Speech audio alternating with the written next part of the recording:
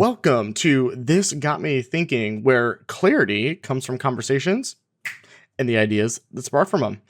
I am your host, Chris LaFay, and today I have the pleasure of chatting with David Newman.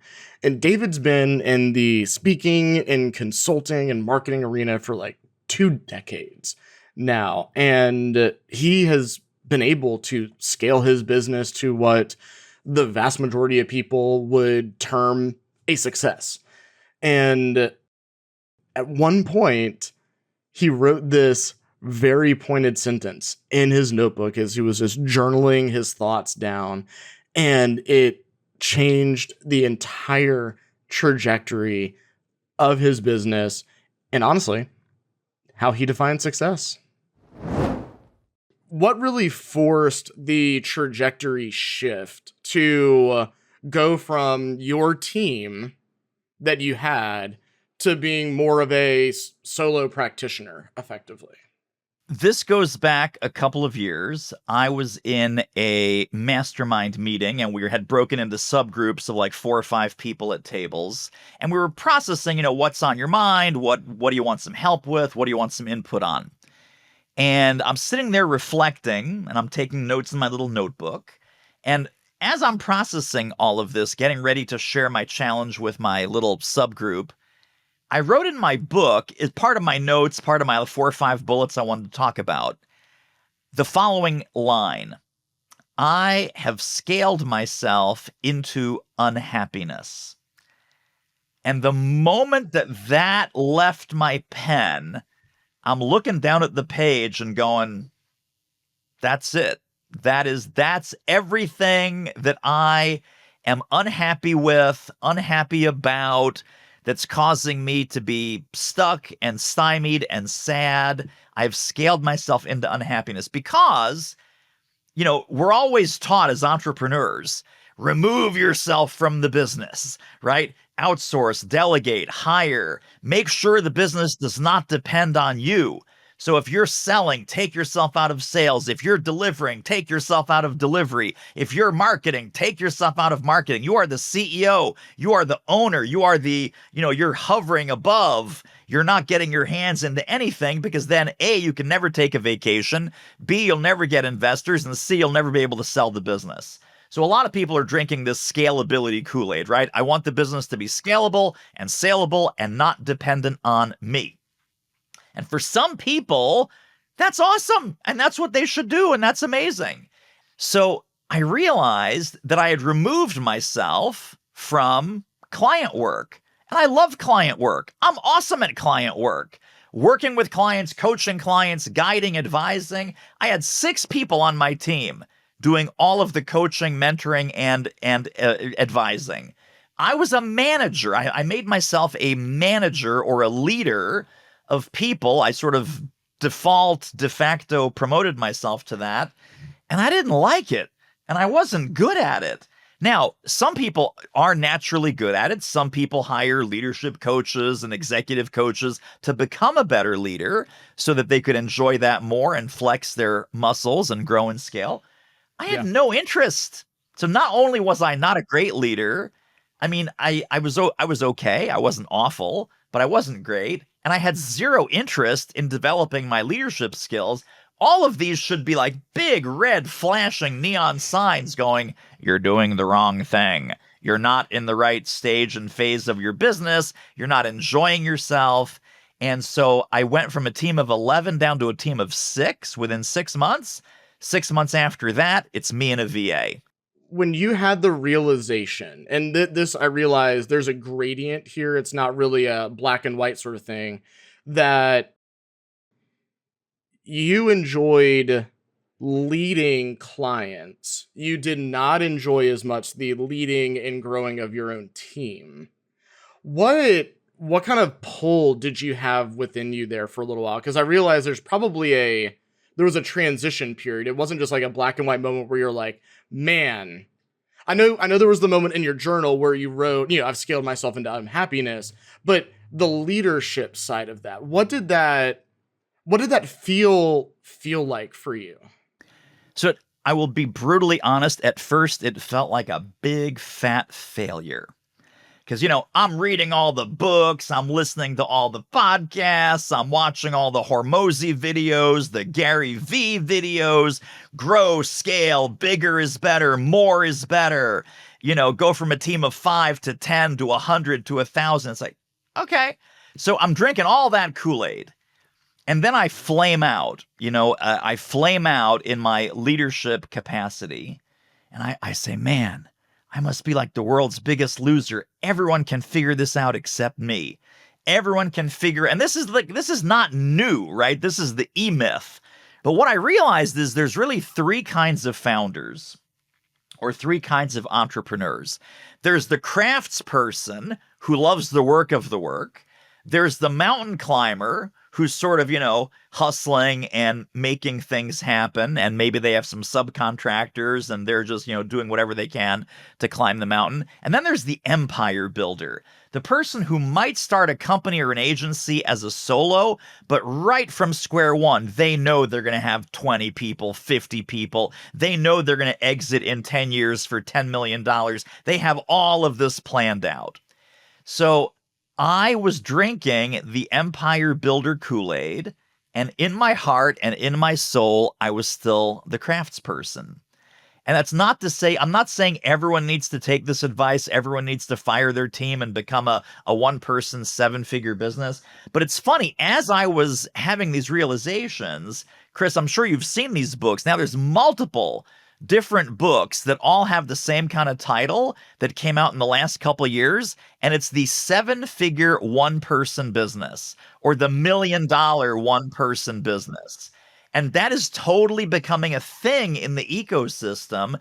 And maybe it's partly because of AI, and that AI is such a force multiplier and an expander of our individual capabilities. Maybe it's just that there's a lot of people like me who don't like and aren't good at managing and leading and growing a team. And it's sort of the anti-movement that, you could be a seven-figure one-person business if you wanted to. And again, I don't want to make any of this sound like it's blanket advice for everyone. But if you're looking in the mirror and you're waking up most days not really happy and not looking forward to what you have on your plate, you should probably examine why that is. Was there any fear or terror? Both these words are a little bit too strong, but you were going to almost immediately drop in revenue going into January, I'm assuming. So talk to me a little bit about the mental space you were in during the actual transition process of like late December into like mid-January of life is looking different, revenue is looking different now. So, this gets back to another piece of entrepreneurial wisdom that you and I have heard lots and lots of times. It's not what you make, it's what you keep. So, you could have a $2 million business. I'm just talking theoretically. Mm-hmm. You could have a $2 million business and take home $300K, or you could have a $900,000 business and take home $800K. Now, everyone wants to have $1 million business, or this is like the holy grail of entrepreneurship or small business, or once you hit that $1 million, I think you're in the top 3% of all companies, top 3% of all companies, including like Google, which makes a lot more than $1 million a year, but you're in that top 3%. Yeah. So it's like, okay, but am I happy? And what's my take home pay? Because I know a lot of founders, and I'm sure you do too, and know a lot of agency owners, that as the team gets bigger, right, and as the revenue number goes up, the profit number sometimes goes down. And sometimes they both go up, sometimes they both go down, but the scary thing is when you see those two lines start to separate. Revenue up, profit down, right? Because growth is expensive. Growth is expensive. Write that down, kids. Growth is expensive. So I had to take my ego out of, I'm a multi-million-dollar business owner. I'm a multi-million-dollar business owner who is not taking home all that much money at the end of the day, relatively speaking. And I'm not that happy every day. So yes, I can pound my chest and say, we have a $2 million business, rah, rah, rah, rah, rah, rah, rah. And I'm waking up every morning going, ugh, more of this, more of this. So luckily there was the holiday buffer. So I had a chance to do some thinking and reflecting and so forth. And I just went into it with beginner mind. I mean, I was solo for so long. I was solo from 2002 to 2016. So for the first 14 years, I was solo. Not because I was smart. In fact, probably because I was dumb. I should have probably hired a VA. All these things that I thought I couldn't do as a solo business owner, they were in my head. They were mirages. They were myths. And so I think for people that are interested in any stage or season of life that you're in, if you're interested in this one person business, please understand you can have a lot of impact, you can help a lot of people, and you can make a lot of beautiful money as a one person business if you want to. If you don't want to, it's 1,000% fine. But if you do want to, it's not a failure. It's not, don't listen to all the bro scalers that tell you more is better, bigger is better. I'm here to tell you more is not better. Bigger is not better.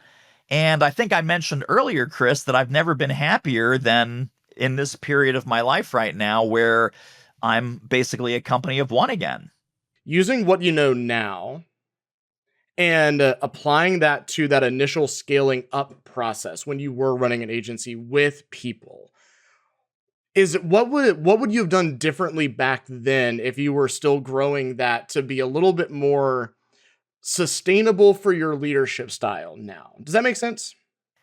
It does.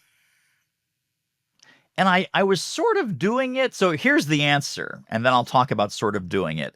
The answer is to get a really good number two, to really, get a COO, get a chief operating officer or kind of a right hand person who could take a lot of the day to day stuff off my plate. Now, I did have an amazing number two person.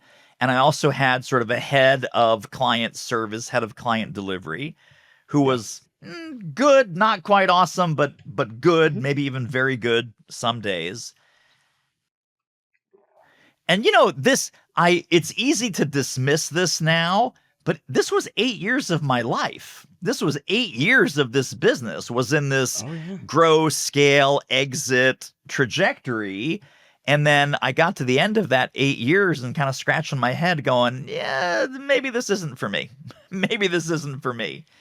So I was insulated from it partly by having a great COO, partly by having a good client delivery person that could, manage some of the client hand holding and get things back on track when they go off track, which they invariably do. But I don't know. I don't know what I would have done to fix my happiness problem. It was a gradual realization that this isn't my path, or at least this isn't my path in this business, in this moment in my life. So I'm curious, what options were on the table for you that you considered to get to where you're at now? I was considering selling. I even had some initial exploratory conversations with a possible acquirer. The only problem with that was there was going to be an earnout period. So I'm not just getting a big fat paycheck and then, hopping onto a comfy lounge chair with a fruity drink. I would have had to stick around for 2 or 3 more years, and I would have to stick around for 2 or 3 more years as an employee, as someone that had a Yeah. boss, and the acquirer was Uh-huh. going to be my boss. This person would have been, I mean, I think he's a great human being. So we definitely hit it off on the personal front, but boss, no.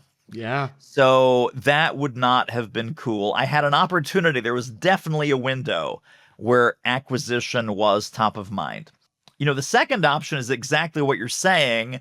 Let the clients that I'm not crazy about just let natural attrition take its course and then, really double down on the clients that I love and enjoy. And we did that and we're still doing that. So I still have those folks. Um, And then option 3 was sort of where I am now, which is, okay, well, let's just shift this, and let's shift this to a little bit of a different value proposition. So no longer marketing, no longer sales. Now the value prop is around market eminence, which is that combination we talked about: visibility, credibility, brand preference. And let's also move the client base upstream. So instead of having a, $2,000 a month client base, getting a $10,000 a month client base. So client volume goes down, client lifetime value goes up, right? So if you're doing, I could have 5 old clients and trade them in for 1 new client. And I would do that all day long because it's about quality. It's not about quantity. Growth without alignment can lead to burnout. And the thing is, leadership is just not about managing a large group of people. Business growth and personal growth doesn't have to be tied to top line revenue. Like, there's this myth out there that's like, in order to have a successful business and to make it as a business owner, you need to cross over that $1 million a year threshold. Or you need to have monthly or annual recurring revenue of $1 million, or have a team that you basically just have delegated every single task to where you can just sit around and be the owner or the founder, and that's it. And that's what a lot of the playbooks look like. That's what a lot of people talk about, is this is what successful people look like. And I think it's a good reminder to pause and zoom out some and really think about, what does success look like for you? In a previous episode, I talked to Andy Milligan, and where success was $100,000 a year. And that was the initial view of it, because that's kind of what he grew up thinking.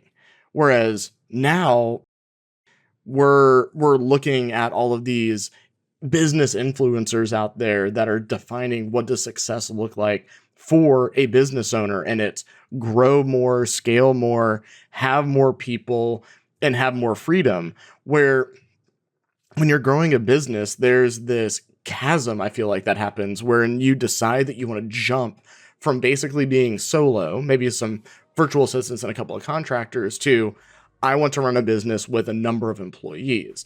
And there's this line that you cross during that period of time where things become less profitable. They become a lot more challenging. You have to jump through a lot more hoops. And so the question is, if you're going down that and you're going down that line, and you're thinking about crossing that chasm, the question to ask yourself is, are you drinking somebody else's Kool-Aid? And you're taking somebody else's definition of success and trying to apply it to your life. That's what David got me thinking.